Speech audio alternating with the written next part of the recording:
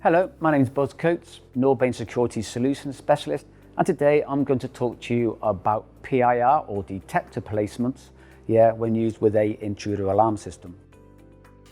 The intruder industry is fraught with false alarms, and this could be lessened if we put detectors in the right place. PIRs or detectors are probably the most common form of detection that we use within an intruder alarm system. And with those, they basically monitor across its sectors that it sends, the emission of infrared or IR from someone's body, which is different to the background heat. So basically, as an intruder moves across the scene, a change in state is actually monitored by the pyro, and that then changes the state of the relay to detect an alarm. PIRs come in various shapes and sizes. Basically, you can have the typical one that you see up in the corner of a building, you get 360s, and then you also get other derivatives that are outside. Sometimes you get those with dual, with quad, or even maybe different technology within inside the same unit of a pyro and microwave, known as a dual tech. Common placement of a PIR is normally in the corner of a room at about 2.5 meters height. And these will be used to cover small rooms and hallways, but also to cover the door entrance into that room. Now from here on, we're going to talk about a few tips that you can use in order to reduce false alarms. First one is try not to place them looking at a radiator or a fire or a boiler, and definitely don't try and install one directly above one. Also, never point directly at a window or an area which is affected by sunlight. In addition, it's not wise to have it looking so that headlights from cars directly hit it, or sunlight for that matter as well.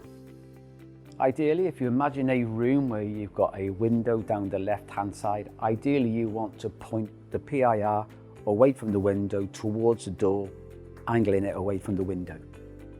Also avoid drafts, because if you don't install the PIR correctly, air getting into the PIR and moving causes convections, which can cause a false alarm.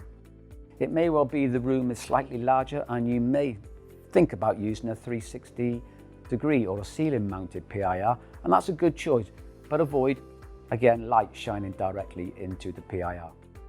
It's good to note that many PIRs nowadays do have white light filtering, so if you have that facility, well then make sure you choose the right PIR.